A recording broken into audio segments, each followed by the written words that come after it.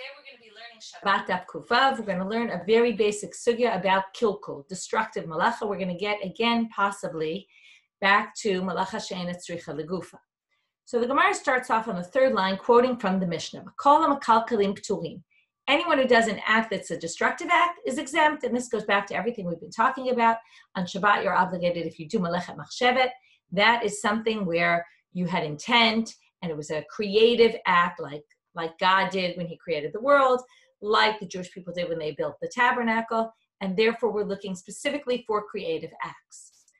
However, comes a braita. Tane Rabbi Avau kamed Rabbi Yochanan, or it's not exactly a braita, but Rabbi Avau teaches in front of Rabbi Yochanan his version of the Mishnah. Kol mekalkalim pturin chutz michovel umavir. There's two exceptions to the rule. The exceptions are chovel, injuring someone, or mavir, lighting a fire. These are both melachot. You're obligated for them. Chovel is not actually listed as a malacha, but it comes from another malacha. There's actually an interesting debate about chovel, about whether you're obligated. The obvious would be because you're notel neshama. It's like you're killing someone, even though you're not, but you're injuring them. And that's a tolada of shochet, okay, from slaughtering the animal. Other people say, no, it's from sovel, which you might not have guessed because you're actually causing blood to come out and that's coloring the person's body. But either which way, it's clear that someone who is chovel, it comes up another sugyot, is obligated on a Torah level for doing a malacha. So now they say these two malachot, chovel and mavir, are both destructive, and yet you're obligated for them. So there are two exceptions to the rule. Well, let's see Rabbi Yochanan's reaction to when Rabbi Avau comes into the Beit Midrash and teaches this. It's one of my favorite Aramaic phrases. Amrle puk tana livra. You might be bothered. This is one of my favorite phrases, but I just like the way it shows you the way they got emotional about what they were learning. He says, go teach that outside. That Mishnah, the version of your Mishnah, has no place in the Beit Midrash. Go teach it outside. I don't want you teaching that in my Beit Midrash. First of all, it's interesting. He's kind of saying, I don't agree with what you're saying. On the other hand, he is giving him an out. And he's saying, listen, you can't teach that by me, but you can teach it outside, which means that he's kind of saying, look, I don't agree with you, but I'm willing to disagree with you. Okay, I'm allowing you to have your approach, just don't teach it in my Beit Midrash. So on the one hand, it's a little bit insulting and saying, get out of here. On the other hand, it's kind of saying, well, you can teach it outside. Although, again, it could be understood as, no, go teach it outside means don't teach this anywhere. But I like to view it the other way. In any case, he says, go teach that outside. Chovel umavir eina mishnah. This is not part of the wording of the Mishnah. Ve'im talmud lomar mishnah, and if you do want to add, except for chovel umavir, you would have to say, chovel b'tzarich lekalbo, mavir b'tzarich la'afro. The only time you're going to be obligated for chovel is if you want the blood to feed your dog, or for burning, if you want the ashes. And then, right, what's going to happen there? You have a positive, this goes back to what we saw yesterday about the previous shiur, about tearing for the purpose of, for a productive purpose, like for a mate, and for if you're angry, and there you're doing it for a productive reason, right, maybe we view it differently. Now the Gemara says, "V'hanantnan kol mekalkalim pturin." But wait, don't we say, right? So again, he says, and furthermore, it says in our Mishnah, all mekalkalin are pturin. There's no exceptions. So what does the Gemara answer? Matnitin Rabbi Yehuda, Braita Rabbi Shimon. So we say there's a machloket Rabbi Yehuda, Rabbi Shimon about are all mekalkalim pturin, or only those who, or only ones that have no productive purpose, but if you're doing it for some productive reason, then they're going to also be forbidden. Now, you have something interesting here, because what you end up having here is a big machloket, Rabbeinu Hananel and Rashi, about how to understand this machloket. In general, we've seen Rabbi Yehuda and Rabbi Shimon argue about lots of things in Masechet Shabbat. The question is, we don't see them anywhere arguing specifically about this topic. So comes Rabbeinu Hananel and he says, Lo breira lan ikar pluktai. We don't really know what the issue is, and lo shmiale ela migamara lechud hu deshaminam. Okay, we don't really know. We're just assuming from the fact that the Gemara says it, they must be arguing about this, and he leaves it at that. He says this is a new machloket to add to the list. But Rashi says, no, this is obviously connected to the machloket or malacha she'eina tzricha legufa. Okay, how does he connect it? So Rashi says, okay, let's just go through what the Gemara said. The Gemara said that the Mishnah says, Kol ha'mekalkelim pturin is Rabbi Yehuda, and the Braita that said, except for chovel and mavir, is Rabbi Shimon. So now we're going to explain, and then you would have to say like this. Rabbi Shimon holds, these are exceptions to the rule, even if they're destructive, you're obligated. Rabbi Yehuda holds, no. If it's destructive, if it's purely destructive, then you're not obligated. Which is interesting because Rabbi Shimon is going to end up saying if you're purely destructive, you actually are obligated if it's chovel u'mav'ir. Rabbi Yehuda is going to say, if it's chovel u'mav'ir, then you're going to be obligated in a case where you're doing it for productive purpose, like for the dog or for the ashes. But if it's purely destructive, you're actually going to be exempt. So again, Rabbi Yehuda's makel here. How does that come about? So let's start with Rabbi Shimon. Rashi says, Braita Rabbi Shimon, Da'amar malacha she'ena tzricha legufa patur alei. Therefore, well, if he says malacha she'ena tzricha legufa is patur, then what would you say? Okay, what's malacha she'ena tzricha legufa? It's, right, because it's not, malacha she'ena tzricha legufa is you have to do it for the reason, you have to directly benefit from the malacha in the way they did it in the Mishkan.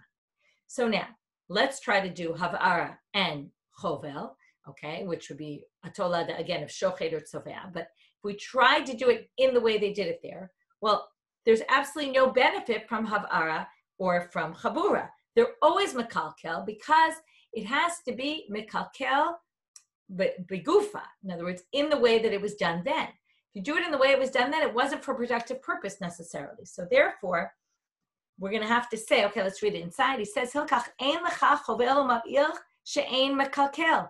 There's no such thing as chovel u'mavir that's not mekalkel. Let's explain why he says this.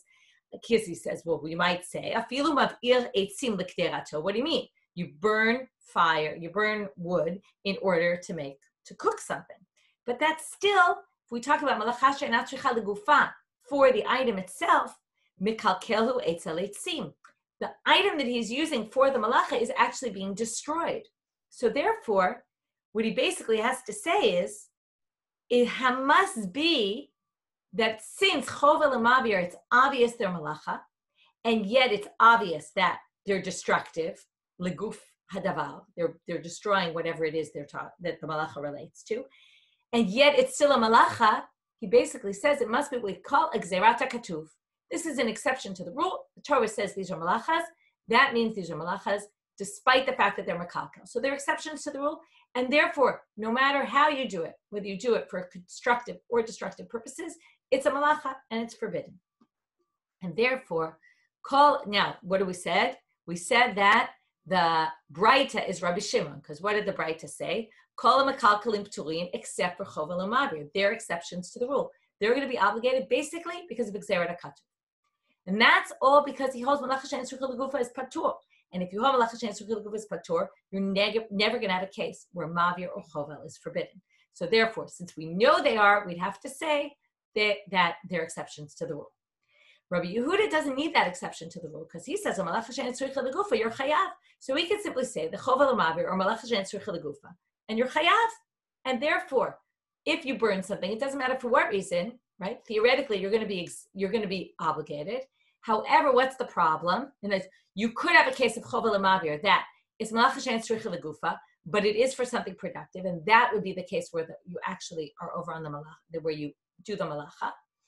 But in a case, it basically is the same as all the other malachot, which means if you're doing it purely for destructive reasons, you're burning a fire for the fun of it, just to burn a fire, then we're going to say you're obligated, you're exempt. That's kol ha'mekalkelim pturim, even chovel u'mavir. And then according to him, when would you be chovel u'mavir? If you need the blood for your dog, or if you need the ashes for some reason. So now that's how we explain the machloket Rabbi Yehuda and Rabbi Shimon. And with that, we're going to now explain my Talmid Rabbi Shimon. Where does he get this from? Mi de'itzrich kra lemishcha milah. It says ubayom hashmini, you're supposed to do a brit milah on the 8th day. It could have just said bashmini. So why did it say bayom hashmini? They learned that even if it falls out on Shabbat, you're allowed to do brit milah. Now, brit milah is a chabala, you're injuring the baby. And yet, right, we need a pasuk to say it's allowed. That proves that Brit Milah would have been forbidden were it not for the verse that teaches you it is. Ha chovel ba'alma chayav. This teaches you that a regular chovel is going to be obligated. And that proves that regular chovel, even if it's not for productive purposes, is going to be obligated. Umida asa rachmana havara. Here's his second case. Generally, okay, gabe bat kohen. A bat kohen, if she, a daughter of a kohen, if she becomes, goes and sleeps with someone, a prostitute, so she gets burned, streifa. That's her punishment. Normally, it's chenek for an eshet ish if she's married to someone else and she sleeps with another man. That's considered a zonah. She is now gets killed by streifa, by burning. Burning is actually pouring hot lead down her throat. It's not with an actual fire. But we consider that a fire, havara here, because you have to heat up the lead. So the rabbi said, even though you're supposed to kill her, if it comes out on Shabbat, which is supposed to be killed, we don't do it on Shabbat. So from the fact that the Torah forbids havara gabe ba kohen, there's a special drasha also there, shma mina, mavir ba'alma chayav.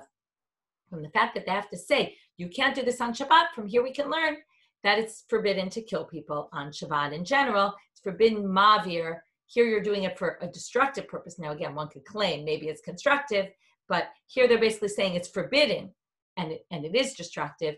And therefore, we're going to say, there you see that even if it's destructive, it's going to be obligated. So that's Rabbi Shimon's proof. For Rabbi Yehuda, what does he say? Hatam mitakinhu. He says, what are you talking about? That's actually fixing a problem. Kid Rav Ashi, Dam Rav Ashi, Male l'takin mila, male l'takin kli. Mila is not considered a destructive act of doing a circumcision. You're actually fixing something because you're fixing the child. So that's considered a tikkun. It's the same thing as fixing a utensil. So it's clearly for a productive purpose. And when it comes to the burning, mali levashel ptila, mali levashel samani. Okay, here it gets a little tricky. What do they mean really by the lead? Well, the lead you're burning up. When you heat it up, you're burning, you're making a fire there to burn up the lead. So you're destroying the trees. However, just like you burn a wick, now there's a few ways of reading this. You could say you burn a wick because what are you trying to do when you burn the wick? You're burning the wick to make it better. Remember we talked about that? That you're actually burning the wick because you want to fix the wicks. That was when we talked about this in Bameh Malikin. In the second parak, we talked about issues with that they would light a fire to burn the wick.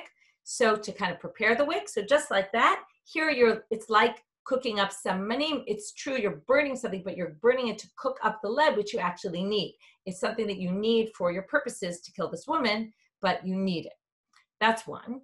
Another option is to say, just like you're burning the wood to cook this, to prepare the wick, I guess I'm not sure it's so different, but you're also cooking up this.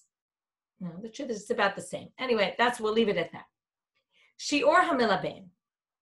Now we talked about the shiur hamilaben. I actually explained this yesterday. I explained it wrong. I'm going to explain it better now.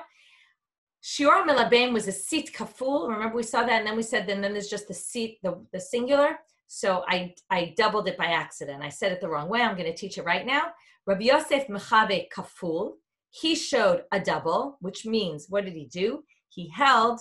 Okay, Rashi says, Rabbi Yosef, hai sit kaful dematnitin kaful mamash, which is, it's kaful of what? The revach katzar sheben etzba la'ama mishaer shnei pa'amim. He showed him what it is. It's really the seat, the singular, is between the second finger and the third finger, doubled, which actually equals, they say, although it's a bit of a debate whether that would be, the middle finger to the thumb.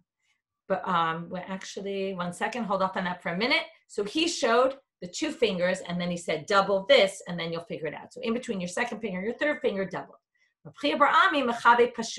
He didn't show it doubled, he showed it singular, which is, sorry, now I said it right. Now it's what I said yesterday, which is the distance between, or the previous shiur, the distance between your thumb and your index finger. That space is the same as double the distance between your second finger and your third finger. Okay, so between 1 and 2 is the double, not the single. I said yesterday it was the single. It was my mistake. That's the double. Okay, and each one showed it in a different way, either the single, which double it, or the double itself. New Mishnah. Rabbi Yehuda Amar, Hatzad Sipor Lamigdal. We're moving now on to capturing animals. So Rabbi Yehuda says, Hatzad Sipor Lamigdal, Utzvi Labayit Chayav. For each thing, it's going to be different. If it's a bird, then it's going to be in a migdal, in a tower. If it's a tzvi, it's going to be in a house. Meaning, if you catch a bird in a house, that's very hard to catch because there's different rooms and you'll never really be able to catch it, or it'll be harder. Which means just because you close the door of the house doesn't mean he's captured in the house. However, a tzvi in the house, once you get a deer into your house, that's already going to be very easy to capture him. So it's already considered captured, which means if you did it, again, this would be if you close the door to a migdal, to a tower on Shabbat, and there's a bird in there, you've captured it. And if you do it in a house, then you've captured the tzvi. But if you put a bird in a house and you close the door, you're not actually obligated because you haven't really captured it. The Chachamim omrim, the rabbis disagree. I charted this out on your sheet. Sipor lamigdal utzvi lagina ulachatzer ulebebarim chayav. Okay, he says, a tzipor, I agree, it's only in a migdal, in a tower, but it's tzvi, it could be even in a garden or a courtyard or a bebarim, which is a place where animals live. You're going to be obligated because as long as it's protected and closed, you've got the animal captured there, you're obligated. Rabbi Shimon ben Gamliel omer, lo kol habibarim shavim. You can't just say bebarim. It depends how big it is, right? It depends on the size. We're going to see in the Gemara what are the different options. Zeh haklal. This is the rule. Mechusar, we keep having this phrase. Mechusar tzeidah patur, she'eno mechusar tzeidah chayav. If it's very easy to capture after that, you don't really have to capture it, then you're going to be obligated for what you did. But if it's mechusar tzeidah, meaning you still have to capture it from within wherever it is that it's enclosed, then you're going to be exempt. Again, exempt always means on a rabbinic level, meaning on a Torah level, you're exempt. On a rabbinic level, you're going to be obligated. The Gemara starts off and says, Tanan Hatam. We're going to quote a Mishnah from Beitza, and then we're going to quote a Tosefta from Beitza, and we're going to have a contradiction between the two of them. Ein sadim dagi mina bebarim be Yom Tov. On Yom Tov, you're not allowed to catch fish, even if they're in a fish tank or something.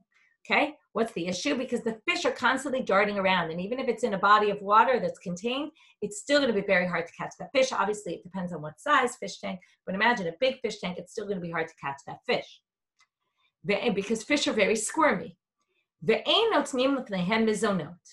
And because you can't capture them on Yom Tov, this is interesting. Yom Tov, you're allowed ochal nefesh, but you're not allowed to capture the animal.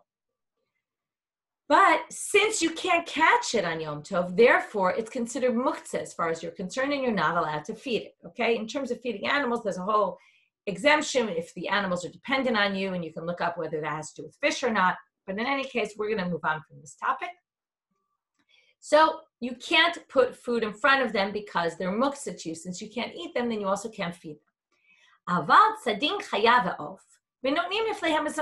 if you have an animal or a bird in its beibarin, in its home where it dwells, in your property, then you're allowed to shech them on Shabbat, on Yom Tov, because it's Yom Tov, and you're allowed to shech on Yom Tov for food purposes, not on Shabbat, but on Yom Tov. And therefore, since you can slaughter them, well, then they're not muktzah, and therefore, you're notnim lefnehem mizonot. Okay, so those can be slaughtered, and therefore, you can also give them food. Ureminhu, this contradicts a Tosefta in Beitza. Beibarin shel chayot v'shel afot v'shel dagim. Notice they're all in the same category. Ein sadim mehem b'yom tov ve'ein notnim lefnehem mizonot. So now we're going to have a problem with the animals and the birds, because we're going to say, right? Kasha chaya chaya, kasha ofota ofot, because it says you can't capture them, and we already said you can capture them if they're in the bebarim. So kasha bishlama chaya chaya lo kasha. We can explain that pretty easily. Why? Ha Rabbi Yehuda, ha Rabbanan. You can say that's the difference between Rabbi Yehuda and Rabbanan. If you remember, what did the Mishnah say? Chachamim said that, Rabbi Yehuda said, if you put a tzvi in your house, you're chaya, but if it's in a courtyard or the bebarim, you're patur. And the rabbis said, in the Beibarim, you're chaya. So you can just say this is the exact machloket between the two of them. Ela ofot kasha. But when it comes to birds, we have a difficulty because if you notice, and you can look again in the chart, both of them say only in a migdal, only in a tower. Okay? And therefore, they're considered captured only in a tower. If they're in a house or a field or anything, any sort of Beibarim, you would be still obligated if you caught it because it's not considered captured in that space because it can really fly around. So how could it be? So we understand, therefore, the Mishnah says, tzadin chayav ha'of, right? But the Braita, the Tosefta says, ein tzadin chayav ha'of. So now how do we explain this? V'chitem ha'ofot nami lo kashya, ha bebar mekura, ha bebar she'ena mekura. Maybe you'd say it depends whether it has a ceiling. If it has a ceiling, then theoretically you could say the bird is captured inside here, which then if it has a ceiling, we would say you're allowed to therefore catch the bird from this space because it's already considered trapped from before.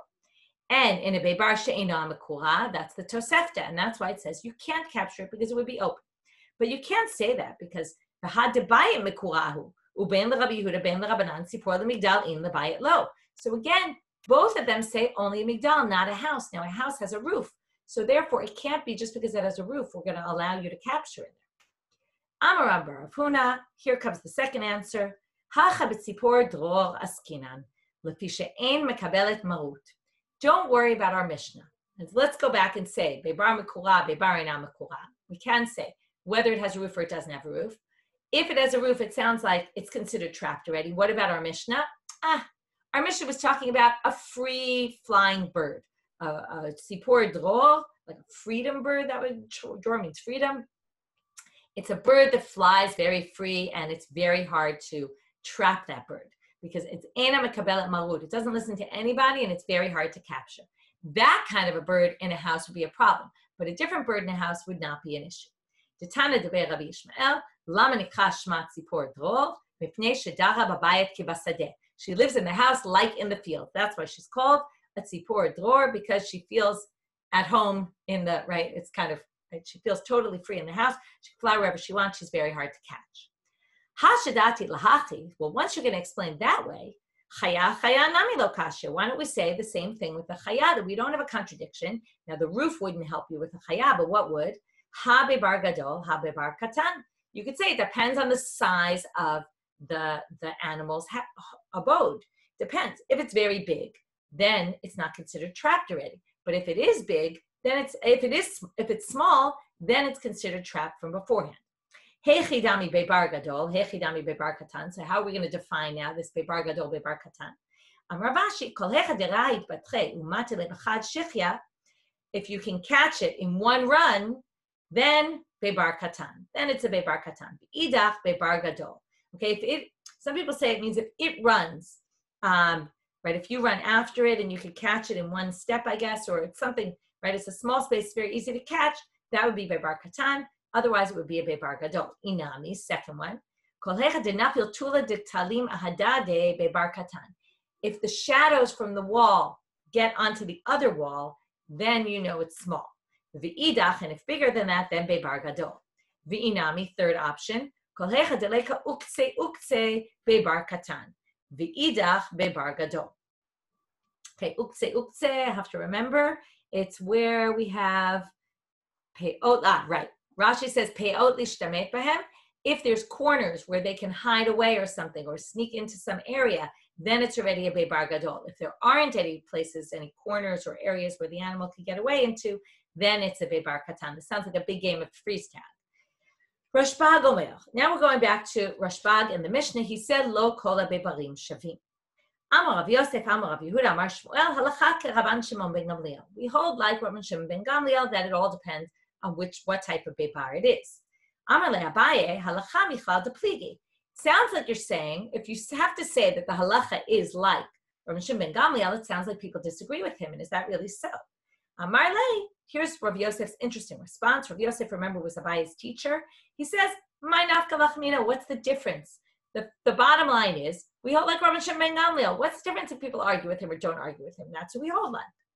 Amar le, here's Abaye's interesting answer, and you have to think about what he means. It's unclear exactly what he means.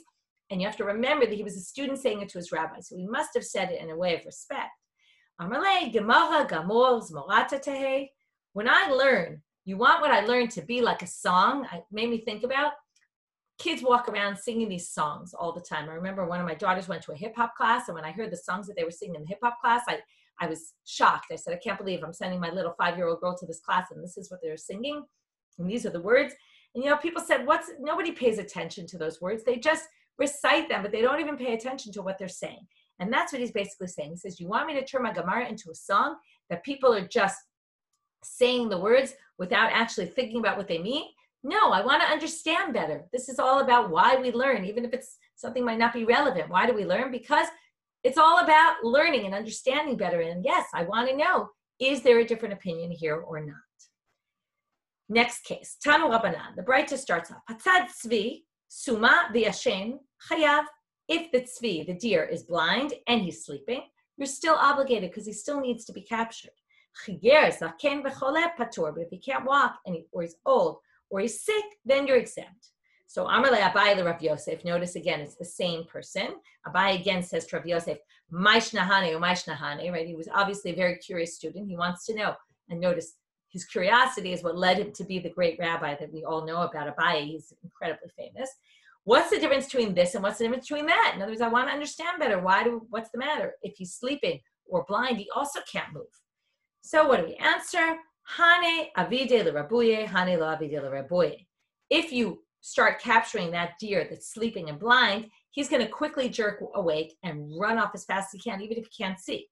But the one that can't walk or is sick or very old isn't going to be able to run very quickly away from you, and therefore you're going to easily capture it, and therefore you're not obligated. V'hatanya chole chayav, but doesn't it say in a different place, if you're sick, you're obligated. If the animal is sick, you're obligated. Again, you're comparing something that sounds the same, sick person, but sick person we all know means very different things. You could have someone sick with a fever, they can still run, but someone sick with exhaustion, uftzana, can't run and won't be able to run away from you, and therefore you're not going to be obligated if you capture it. Tanu Rabbanan, Hatzad chagavim gazim tzir'in v'yetushin. Okay, this is grasshoppers, cicadas, hornets, and mosquitoes. B'Shabbat chayav. If you do it on Shabbat, you're obligated. Divrei Rabbi Meir. Chachamim omrim kol sheb'mino nitzod chayav, v'kol she'eino b'mino nitzod patur. It depends if people capture these things, because normally, why do people capture them? And this is what we saw. People capture them because they want to eat them. So if these are things that people capture because they want to eat, or maybe because they want the hides of the animals or things like that, if it's normally captured, then you're going to be obligated. But if it's something that you don't ever capture, like nobody captures mosquitoes, what are you going to do with them? You don't catch them to use, you capture them to get rid of them, but not to use them. So then you're exempt. Tanya idach, again, exempt means exempt by Torah law, not by rabbinic law. Tanya idach, another braita, hatzad chagavim b'shat hatal patur. B'shat hasharav chayav. If it's in the winter months, you're exempt. If it's in the summer months, you're obligated. Why is that? Because in the summer months, just want to see, Rashi explains, in the winter months, in the winter months, Rashi says they become blind. And because they can't see, they're very easy to capture. So therefore, if you do it in the winter months, then you're not obligated because they're already considered captured. Elazar ben Mahavai omer, im hayu mekalchot ubaot patur. If there's swarms of them, then you're exempt. Now there's a big question about the second line of the Braita that we just quoted. Ibailu, Elazar ben Mahavai, aharei shakai or sefakai? Is he referring to the first line when it says when there's the time of dew, meaning in the winter, you're going to be exempt? Is that because, actually, I wonder if it's in the time of dew. Maybe it's just when it's, actually my mistake. Shatatal is not Shadak Shamim. I was confusing it with summer, winter. We've seen that before. But Shatatal must mean when the dew is coming down. That's when they're blind. As opposed to when there's a heat wave, that doesn't actually blind them. So he says, B'Shatatal, now he's going to explain, does he mean that when the dew is coming down, they're exempt if there's swarms of them? Because again, swarms of them, there's not very far for them to run and they're very easy to catch. So then they're not considered captured before. Or is he talking about a seifakai? A seifakai. Or is he talking about the last line, which is when there's a sharav and there's a heat wave, then they're going to be, then you're going to be obligated. However, if there's swarms of them, then you're not obligated because they're easy to catch. So Tashma, let's see which one it is. We're going to learn from this following source. Hatzad chagavim b'shat hatal patur b'shat sharav chayav. Elazar ben Mahavai omer, afilu b'shat hasharav, here it says it explicitly, even when there's a heat wave, Okay, if they are in swarms, then you're actually going to be obligated, and that seems to indicate when it's this big heat, when there's a lot of heat, then you're going to be obligated if they're not swarm. But if they are swarms of them, then you're going to be exempt, even in that time of year. Okay, I'm just looking, I'm checking. See here, they say that tal is when there's tal on the ground. Okay, somehow that causes them to be blinded. I didn't read this well enough before, right? Rabbeinu Hananel says during the time of tal, they don't have any strength, they're weaker. Okay, fine, we'll leave it at that. New Mishnah. Tzvi shenichnas labayit v'na'alacha b'fanav chayav, na'alo shnayim p'turim. Okay, if the tzvi comes into your house and you lock the door, you're obligated because you've basically captured the tzvi. That's what we said. But this is really, that's not a chidush, that we said in the previous Mishnah. But na'alu shnayim, if two people close the door, p'turim, because that's a classic case of shnayim shasua, two people who did one act together. Lo yachol echad ni'ol v'na'alu shnayim chayavim. If one person can't close the door by himself, it's a huge gate, and two people do it together, then they're both obligated. For Rabbi Shimon poter, and as Rabbi Yirmiyah Amar, Rabbi Yirmiyah Bar Abba, Amar Shmuel, oh, actually, no, I didn't want to get to that yet. Rabbi Shimon's poter, we actually saw this machloket before. Are shnayim shasua always exempt, or is it only if ze'eno yachol v'ze'eno yachol? Remember, there were different permutations that we talked about. Rabbi Shimon exempts you no matter what. Next line, Amar Rabbi Yirmiyah Bar Abba, Amar Shmuel, Hatzad ari b'Shabbat eno chayav ad shechniseno legruzki shelo. If you capture a lion, this is very interesting, you're not obligated until you actually put it in its den, like in its space where he absolutely can't get out, like a cage, because the assumption is even though you've captured this lion, he still might get away. Okay, that means don't think you're so great. If you capture this lion, you still might not be able to keep it, and therefore only when it's really in its cage, that's the only time that you can assume that you're going to be obligated. Until then, you're not obligated. Okay, we'll stop here. We'll pick up with this Mishnah on Sunday morning.